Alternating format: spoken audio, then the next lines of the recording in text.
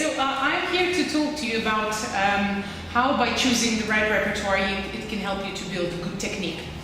So before I talk about this, I think one of the important questions we need to both determine how do we understand what is a technique. So my question to you is what do you think technique is? The facility to be able to play whatever you want, when you want, without necessarily having to learn a new way of playing to be able to do it. Okay. Anybody else?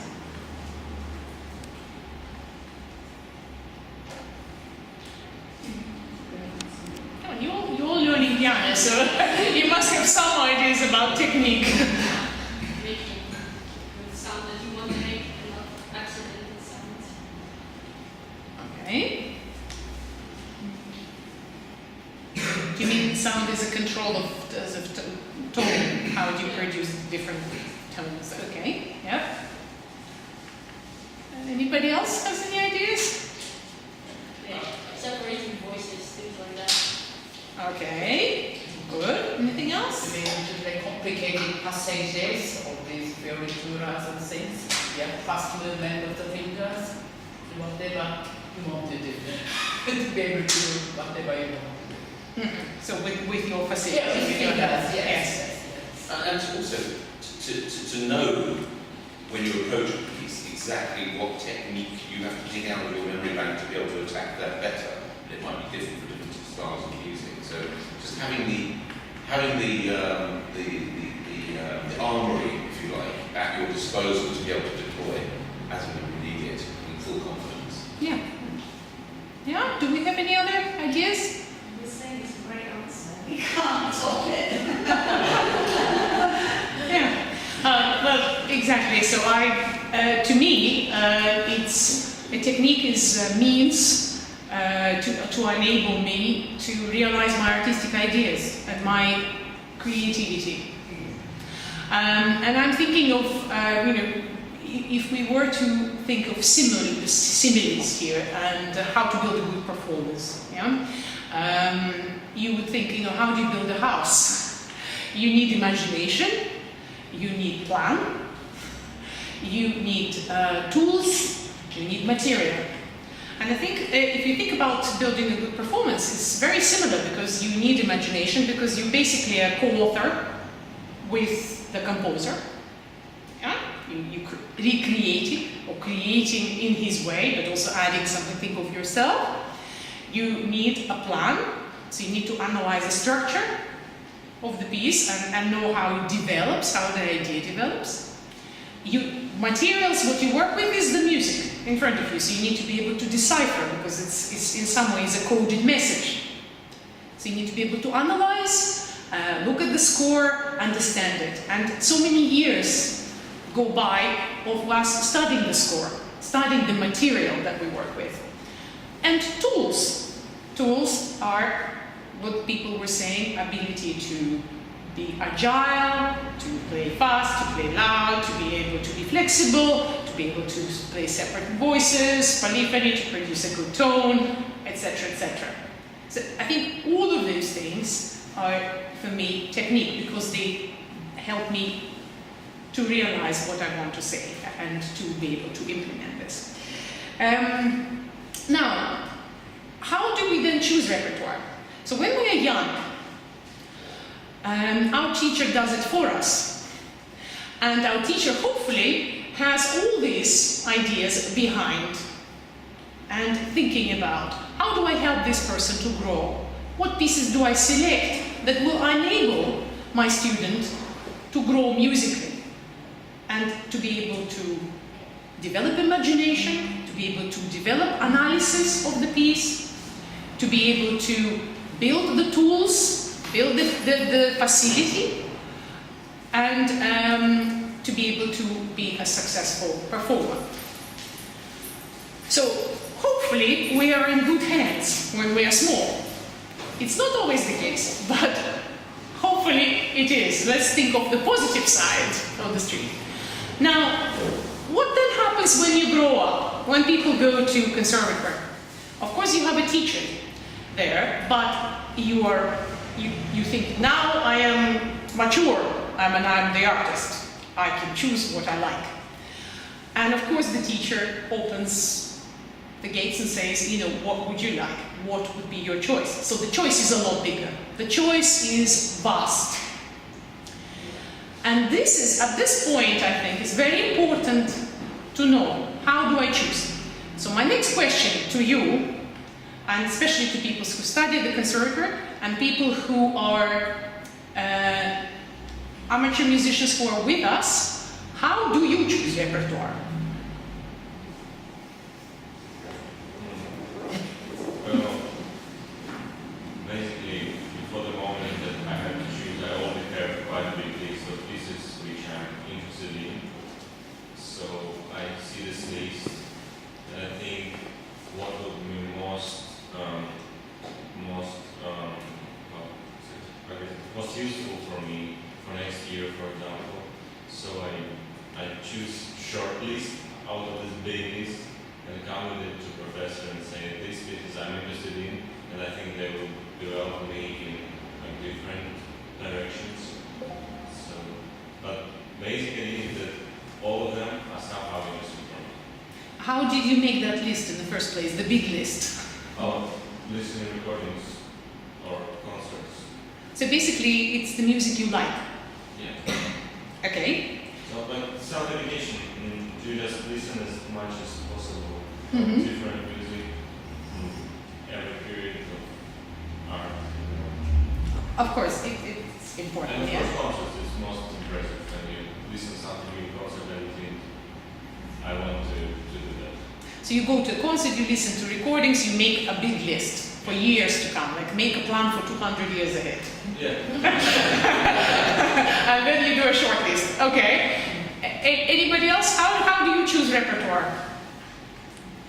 So we have one version. Anyone? I suppose I have two ways. I have my list like Victor, but unlike Victor, my wish list is very much a wish list rather than a real list, because I'm sure that I won't be able to play them very well. So I enjoy wallowing in them and getting to know them, but knowing that I don't have the tools and the technique to be able to play them.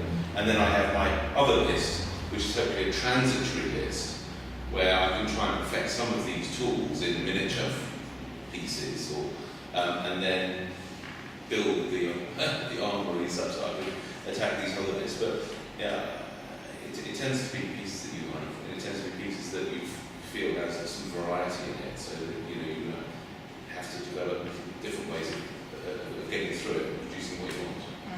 Okay. Thank you. Any other? My Christmas situation, I used to choose my because like in the conservatory, we have to do some competitions, so we have career plan. So we choose. First of all, we have to choose what's the competition requirements. And so we have to choose different tables, composers, classical, baroque, romantic, contemporary, concertos. So, this is the first thing. Second thing, we have to choose which composer or which kind of music more close with yourself, which kind of style pianist you are. So, for example, somebody can play very, very good Haydn or Mozart sonata than Beethoven sonata. But the competition currently needs the art classical sonata, so you just choose, just to avoid not playing Beethoven sonata. This is just an example. Yeah. So you can choose which composer will be more suitable for yourself. Yes, and now of course you have to discuss with your professor. Also during some competitions, you have to think about if this piece is good for competition or not. Because during competitions, many good pianists that people all play different. So you have to decide with one thing really. Yes. So basically, you choose according to requirements. Oh. And of course, the college has its own requirements for each exam and so on, and for competitions. Okay. Anybody else? Is anything? Like choosing usually the pieces that I really like, but I am also thinking about, like different composers that maybe to not to play always the same composers or to know more different styles. But generally, yeah. So to broaden your repertoire. So you look around and say, what have I not tackled yet? Yes. Which area do I develop? I suppose what Ching-Wei was saying brings very nicely us to talk about a little bit about what is the career of the modern pianist entails, yeah? And the sort of the fashion or the trend that has emerged over past few years, it's goes something like this: younger and the more advanced. So the boundaries are kind of pushing more towards younger age, playing more advanced pieces, and you see it everywhere. You see it in competitions, you see it on concert platform. Organizations that support young artists, and you see a lot of very young people, and the age gets younger and younger somehow. Maybe it's me who gets older and older, but I think it's not. I think it's the pianist age, and you find them playing, Liszt sonata, and you find them, tackling some really difficult concertos, Brahms concertos and so on. And of course, where does it live? Everybody. It's very hard not to fall into this trend. So what people are doing, it's very easy to pick up this, if this is the level of the competition, I have to play this sort of program. So little people make choice, listening to competitions, saying, perhaps thinking that he was awarded this prize because he played this music, so therefore I have to learn it. And I think a lot of people choose also because of what they hear. And it takes a lot not to fall into this, because you have to always remember that everybody develops at different rate. Some people are very early, some people are born like this, literally, and for some people it takes longer. So we all have potential and we all have talent, but it takes longer for some people to develop and for some people earlier. So we need to be very realistic, I think, about ourselves, about expectations for ourselves, about our strengths and weaknesses, and in order to choose the right repertoire to help us to grow, and not repertoire that help us to drown, because that can happen. And it requires maturity, it requires a lot of patience, it requires self-belief. Yeah? So, what are useful questions to ask? Because maybe we can look around for some little practical helps and say, what are useful questions to ask for me to choose? Questions could be as simple as referring to technical abilities, like for example, can I play effortless arpeggios or really stunning octave passages? If you do, you pick a piece that exhibits this talent and allows you to show your skills. I feel this particular music really well. I think I've got loads to say, be it Schumann or Chopin. So you go towards something that you really feel affinity with. Or what pieces have I played by a composer before attempting his masterpieces? Have I played any early Beethoven sonatas before starting number 32? Have I played Liszt sonnets before, or his etudes before going on to Liszt sonata? Have I played Chopin nocturnes and his preludes and his etudes before going to tackle a ballade or a scherzo or his sonata?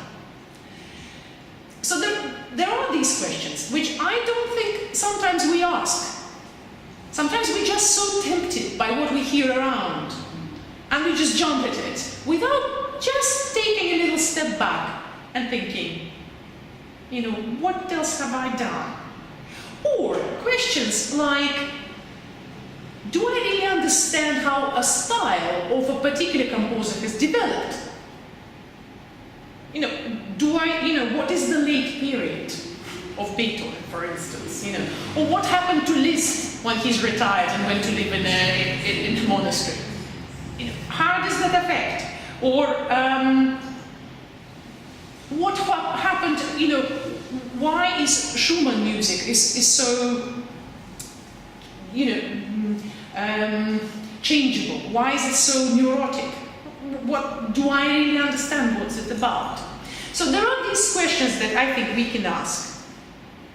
Or you can ask yourselves, always usefully, how many preludes and fugues have I played? Because as Vanessa was talking earlier, I totally agree, it really is the bread and butter. It's something that builds foundation, not only to be able to have a good technique, because really there is nowhere to hide.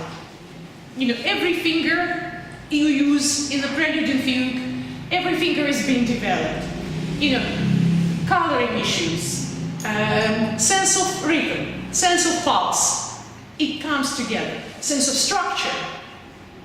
Does the fugue that I'm playing, it's called polyphony, which means many voices. But what does the role harmony play in it? So I think it is very important to think about these things before we start sort of choosing repertoire and really thinking about it. Or have I played any etudes by Czerny, Leszborn, Maszkowski, Clementi, Berkovich before I jump to Chopin etudes? That was a secret. Okay. What?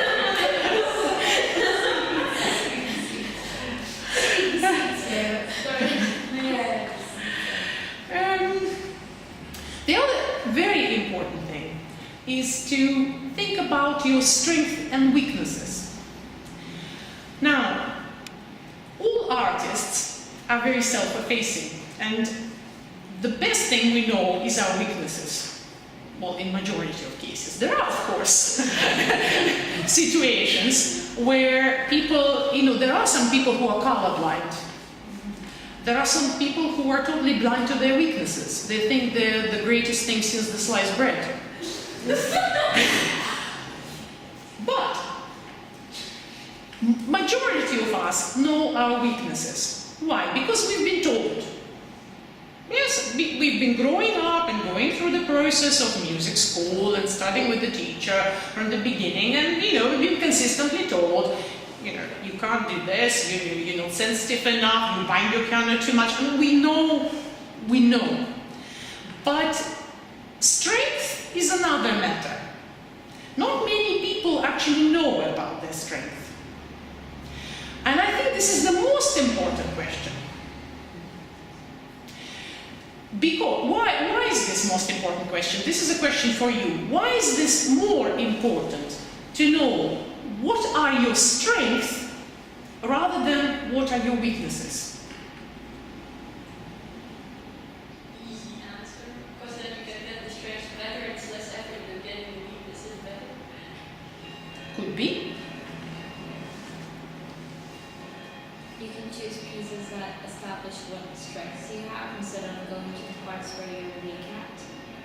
Interesting. So you choose pieces according to your strength. Okay. I think the basic idea is kind of hide your weaknesses under your strengths. But it sounds a bit like cheating. Well, there is some faking we all do. There's nothing wrong with it at a certain point, as long as you know. Yes? Perhaps it's something as simple as the fact that since we're all very sensitive individuals, if we have some strengths and we're recognised for those strengths, then we know that we can actually develop other strengths because we've done it already. So therefore, you give yourself a positive endorsement of your ability, and you Yes. know therefore if you can go there with one particular talent, you can go there with ones which have been unique so far. Yes, so it gives you a feeling of self-confidence. Yes. Yes, very important. Yes. You want to say something? No? Anybody else? Now I will be asking you, what are your strengths? Let's see. Okay, actually that's a good exercise. Name one. Alara.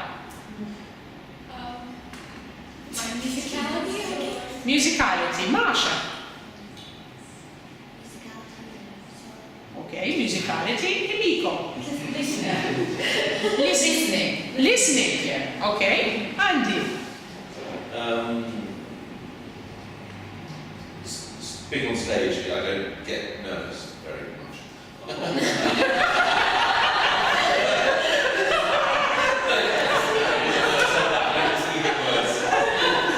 Okay, Simon. Yes. What are your strengths?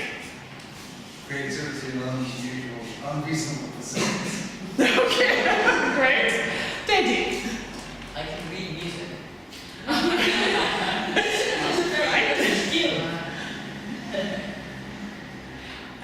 Elaborate a little bit. What do you mean? I can read. Everybody can read music, but what's your particular strength?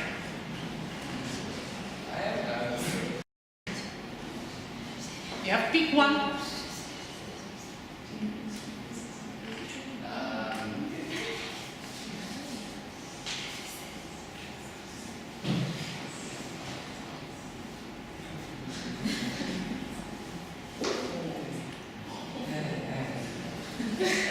Think about it for a minute. Nina. Let's say resilience. Resilience. How true. Yes, Isabel? Maybe feeling. I can feel feedback. Emotions. Yes. Okay, all right. Irmak? I didn't think Do you want to think about it for a minute? Yes. Okay. Chengwei? Making my performing flair. Whoa, okay. Vanessa? I like to think that I'm a good communicator. That's I feel like one of my strengths in general, not just about piano. Right, good. Victor? I like to hope that my strength is that I really like to spend time building interrelation and create in this process of creating ideas. So you have a mind of a researcher who really digs deep. I hope so. Okay, good. Aldemir? Maybe special attention to details in music. Okay, paying a lot of attention to music. Okay. Teddy, do you have one? I guess I'm quite good at sort of taking and modifying things I like from other people's performances of stuff I've done. Okay, to be able to learn from others when you listen to other people. Good. Yes. Irma, did you think of something?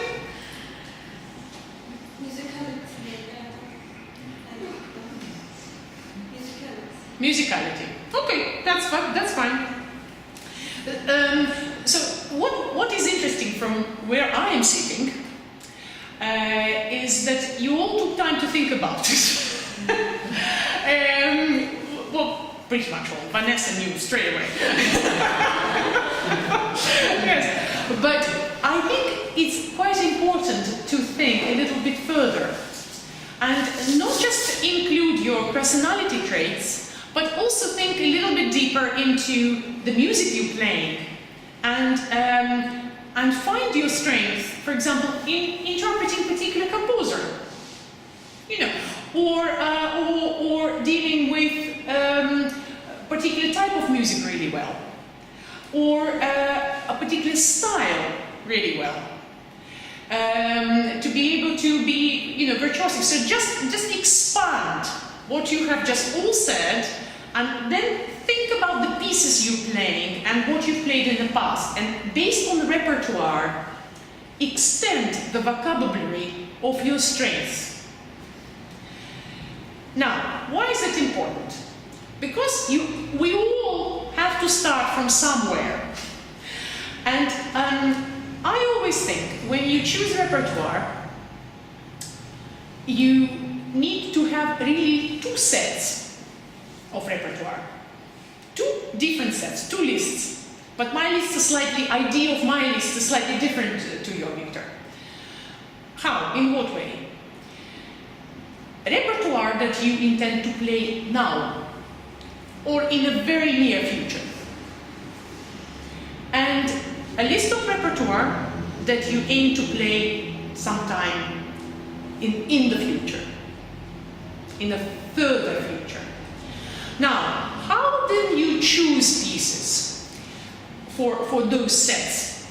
For the repertoire that you intend to play now or very close, very nearby, you pick about 70% of pieces. This is my opinion. It's not certified. There's no stamp after this. But you pick about 70% of pieces based on your strengths and 30% on your weaknesses. Now, why do I think that? Because I think staying positive and believing in yourself while you're developing is crucial. And I think when you're doing pieces, and there are more of them, that you think that you actually have something to say, you can grow into, you can develop, you can produce really good performance, it gives you that self-belief. It gives you this opportunity to tackle the ones that you're not so good at, or tackle the ones which have your weaknesses. So I think, to me, this is really important. Yes?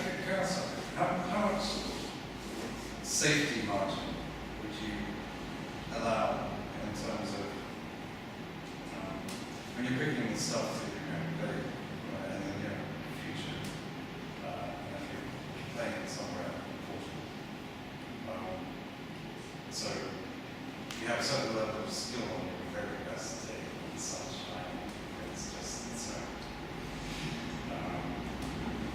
but how much margin of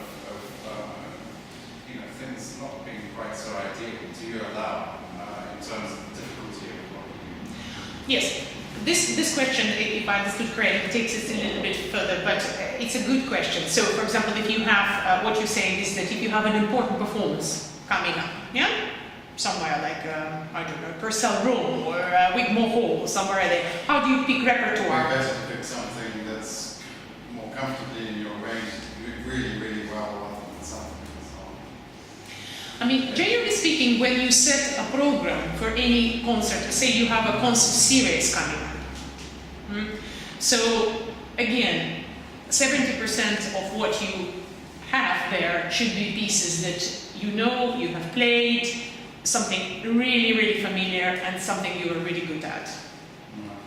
And then in the program building, you get something which is quite fresh, quite new, and you start introducing new pieces like this. A mistake of many young artists, the ones I worked with, the ones that I've seen around, is when they have a concert somewhere important, especially when they have a concert somewhere important, they walk into this trap of selecting very difficult, completely new music and going out with that on stage. And usually it backfires. It's not a good idea. I think you need to be safe, and you need to feel that actually you can produce the goods on the day. And by having this, by bringing pieces that have been in your program already will help that feeling a lot. Do you have any more questions about that? I have a sort of similar question, Katia. Yes. I'm not playing important concerts at all, so I play for my own satisfaction. But there is a sense that when you choose a piece because you very much like it, for example, a Chopin ballade or a scherzo or something like that, that you work at it, and you work at it, and you work at it, and then you put it away, and then you come back to it, and you work at it again, and you never ever get there, because actually it was always too far ahead of your ability. And then, so the alternative is to say, well, I won't do that, I'm going to go and play a few nocturnes or some little mazurkas and get those right. Now, you can get those right, let's say, I mean, as much as one can get anything done right, but it's within yourself. But by taking the easy option, are you actually getting better? Or should one persist at the bigger works and feel that because you're never getting to the point whereby you can play it without slipping up all over the place, that actually it is training you to get better? Well, you have to build towards it, you're right, and it's not necessarily easy. By saying Chopin mazurkas or Chopin preludes, it's not... Technically, I mean, rather than... Yes, but again, you need to analyze what you want to play. This is actually ties in very nicely with the second list that I was talking about of repertoire that you want to perform in the future. Now, what happens there? And there, I think, the ratio is the opposite. So you have 30% of what you think you can do very well and 70% of what you just can't do at the moment. Now, why is this important? I think because important to have this repertoire, and it is important. Because artists need questions. We need problems. We need to come across something we don't know how to tackle. We need something that will make us think. And any problems like that take time. So by having a repertoire list which consists of those pieces that, you know, for example, have majority of your weaknesses, it actually, you know, makes you read through them, walk through them, look at them, analyze them. Because the moment you start doing that, you know, a time passes by, you will find yourself understanding better what is required in order to play that better. And that is also very helpful because this can assist you to pick something that will help you to grow now. Because you have an aim in mind. And because you've had always those pieces that you always wanted to play, and you have been thinking about them, you know, why can't I tackle some issues? You know, I can't understand, for example, there are some pieces that structurally are very difficult. You know, for example, I find the formal variations generally, apart from the Beethoven 32, which is the absolutely masterpiece of variation form, all the other variation forms require a lot of thinking to make them happen, you know, to make it evolve convincingly, to make that work be presented in a way that is satisfying. So, you know, this requires you to think about it and look at variations as they were coming from Mozart through romantic music through the contemporary. Just look at the form. How is it developing? How can I make that? How can I find that thread that can, you know, join it and create a nice structure?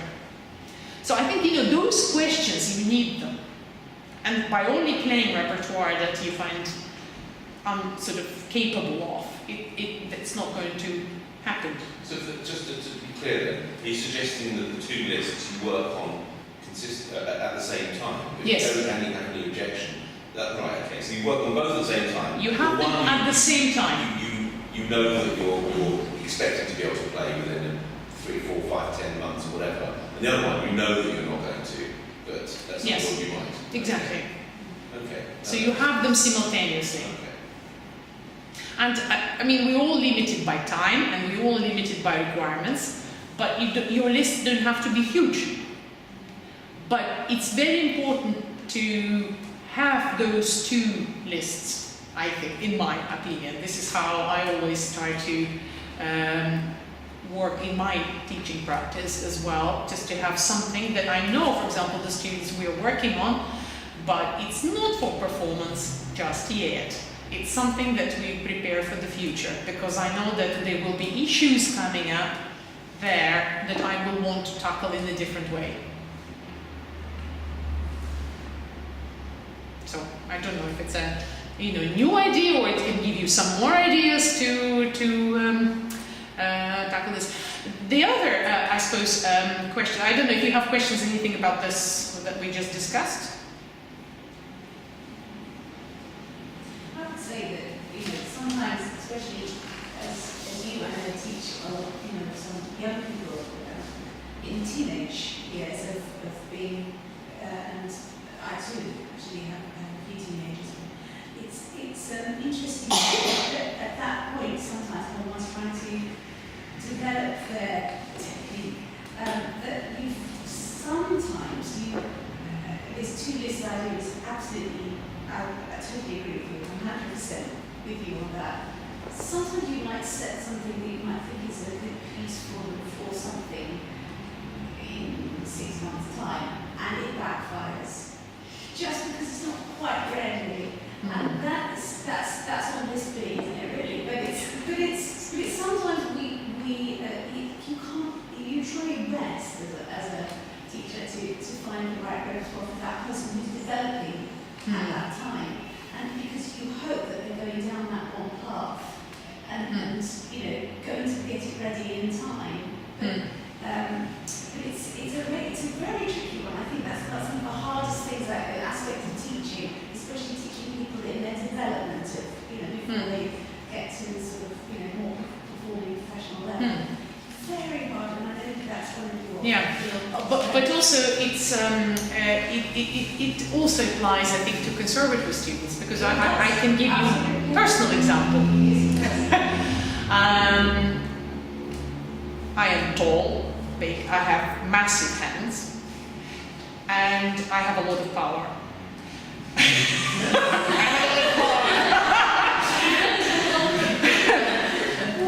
So when I was studying in the ages between 14 to 17, my teacher used to give me big pieces. I loved Beethoven. I played a lot of Beethoven sonatas. I loved Rachmaninoff. I played a lot of big stuff that requires drama. I loved big structures. Adored them. And I was like fish in the water. Loved it. And then I decided that I want to become a musician, and I've gone to conservatory to study. In Russia, there is not we choose a teacher, not conservatory.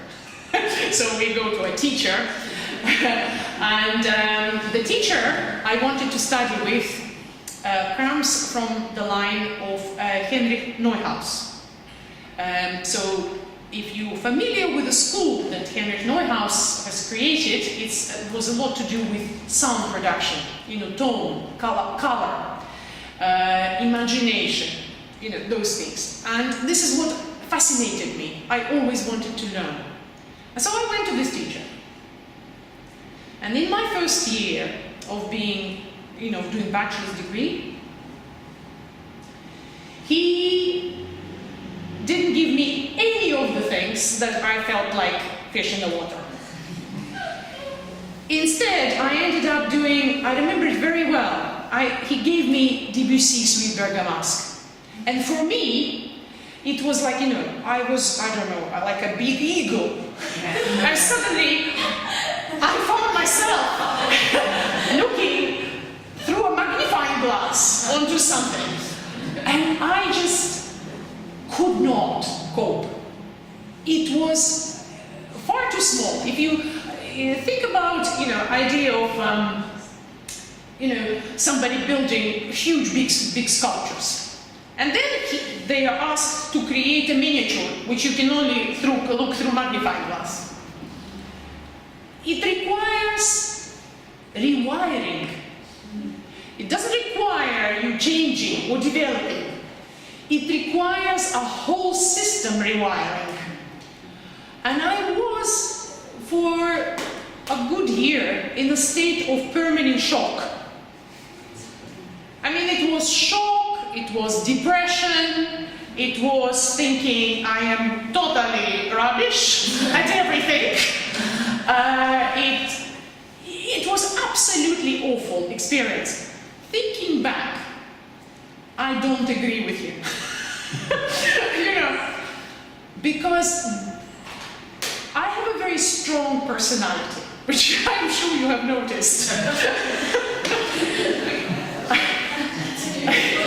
So, you know, it takes a lot to break me, and it was that point.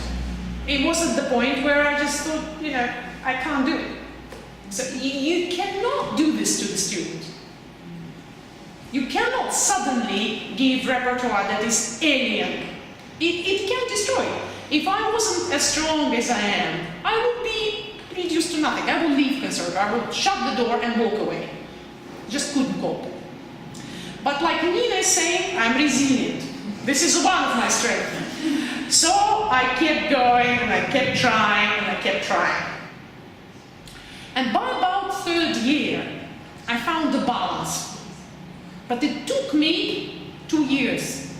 It took me 2 years to find the balance between how can I combine my larger-than-life personality with things that require a lot of attention and require things that are fragile and things that are sensitive and things that are incredibly flexible and things that are miniatures.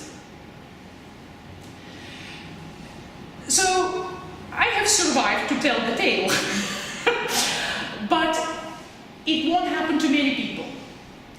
So this was a repertoire choice. Nothing else. He was a good teacher and he taught me many things, and I'm very, very grateful. But it took a lot to survive this experience. And I wouldn't recommend it to anybody. So, this is why choosing repertoire is so important. It is a study of yourself. You have to know who you are, and you have to know what your strengths and weaknesses are. To select something and to give yourself a chance, an opportunity to grow.